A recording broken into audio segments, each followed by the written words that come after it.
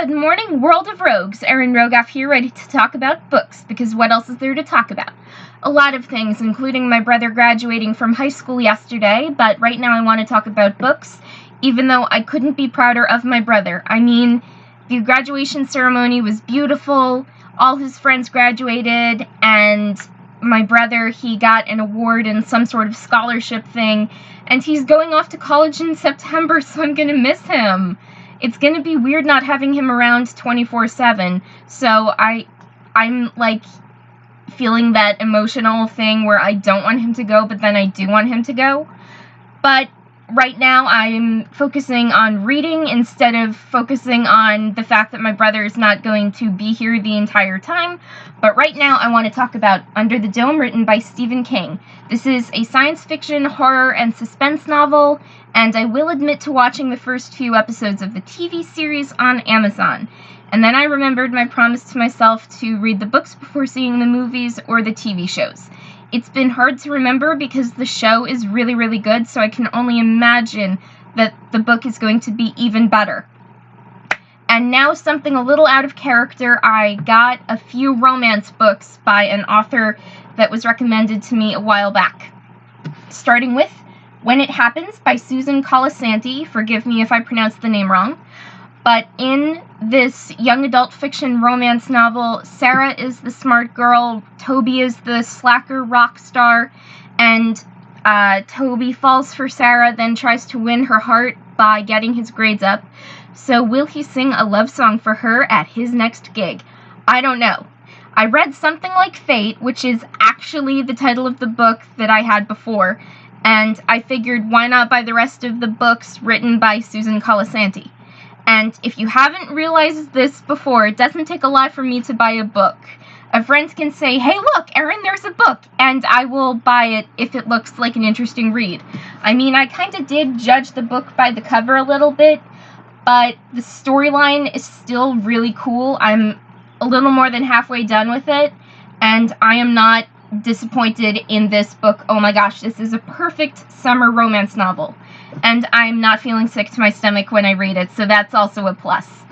Another book that I got by Susan Colasanti is Take Me There, and this is another romance novel, and there's this girl named Rhiannon, not the Stevie Nicks song, by the way. I actually mistook that, so I'm like, hey mom, Stevie Nicks is mentioned in the book, and my mom's like, Erin, this is not the song Rhiannon, this is a character named Rhiannon, there is a difference.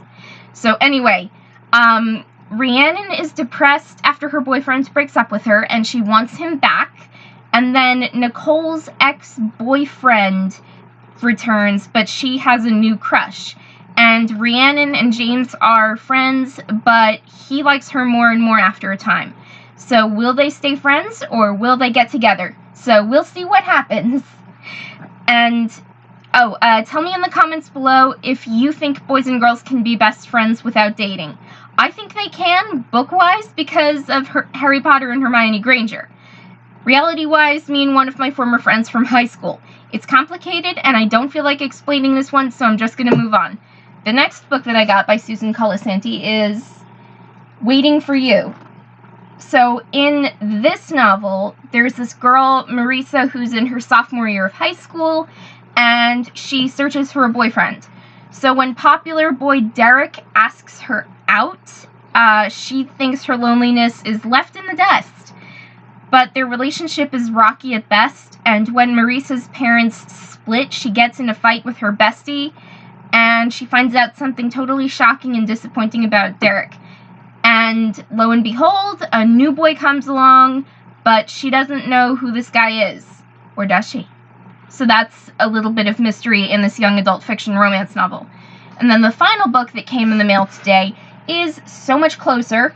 And in this Susan Colasanti romance novel, Brooke finds out that her first love, Scott, is moving from New Jersey, my neck of the woods, to New York City, where my grandpa actually was born and raised. So she follows his lead, not a good idea from the get-go, and living with her distant dad, she figures out that Scott has a new girlfriend. So this is a discover the new you type of story, I guess, and a bit of a coming-of-age tale. And I will admit I'm not really into straight-up romance, but I'm still intrigued. And after reading halfway through When It Happens, I am totally sucked in. I want to read the rest of the book. I want to read the rest of the series. And I did make a promise to myself that I would read 2 chapters or more of a romance book every day during the summer. So I have been doing that for a couple weeks, even though it's only been summer recently. Whether it's today or yesterday, I forget. I need to look at my calendar. But I've been spending all this time reading, so how can I focus on the real world when I focus on all these beautiful books? So anyway, that's it for today. I hope you enjoyed this video. Give me a thumbs up like if you enjoyed this video. Subscribe to my BookTube channel to get more videos like this. And have a good day, everyone!